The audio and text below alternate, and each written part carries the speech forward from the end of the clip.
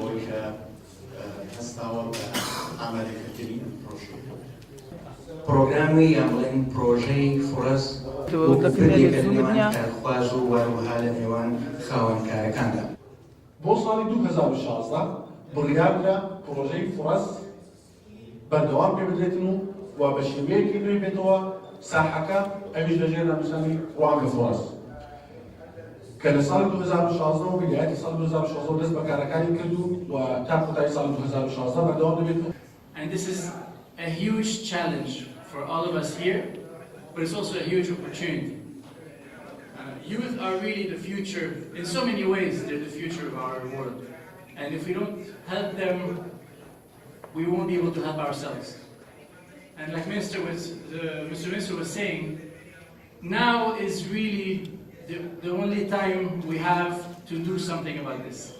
If we don't act now, and if we don't get the support of the public sector, the private sector, the international NGOs, and the local organizations, we won't be able to achieve it.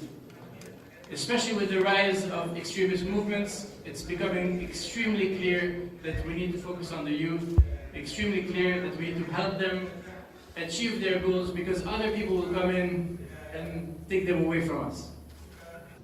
ئامانجەکانی ڕوانگە فڕست یەکەم دابینکردنی سەرچاوە و دەرفەتی جۆراوجۆر بۆ گەنجان بۆی بتوانن لە ڕێگەی ئەم دەرفەتانەوە خۆیان بەرەو پێش ببەن.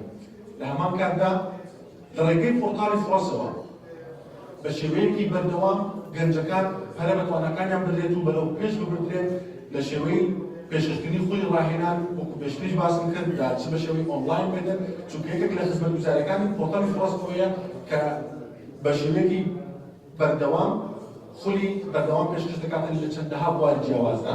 پرۆژەی ڕوانگە فڕست ئومێدەواری کەفان ئاواتێک بداتن پلاتفۆرمێکە بۆ ئەو گەنجانە و ئەو خەڵکەی کە بەدووی کار ئەگەڕێتن کارخوازە سیلاتێک ڕوانگە فڕست ئەو کارەکە تیمەکانی ئێمەچن لە هەموو دەرگاکان ئەدەن کارت هەیەنەوە دەهەبی چ جۆرە ماسەقاتێەوە لە دیویتر لەچنە لای گەنجانی ئێمە و کارخوازەکان ئەم جۆرە کارە هەیە گەر حەزەکەی تەقدیم بکە پلاتفۆرمێکە عالەمێکە ژینگەیەکە دروست دەکەین بۆ ئەوەی ئەو دوو تەرەفە کارخواز و خاوەنکار یەکتر لەوێ ببینن و ئیزافەیەکیش بکەین چۆن کارخواز تیمی خۆی دروست بکات چۆن قودرەتی ئیقناعی بەرامبەر هێشتن باشترین کاندیدن بۆتە چۆن توانەکانی خۆی بەرەو پێش و بەرەو ئاستێکی بەرزتر باتن. تارگێتی پرۆژەی ڕوانگە فڕست بۆ ساڵی 2016 لە سەرتاسەر عێراقدا ئەوەیە کە بتوانین 200,000 لاو هاوکاری بکەین چ لە ڕێگەی دابینکردنی هەڵێکان یاخود لە ڕێگەی بەهێزکردنی تواناکانیان.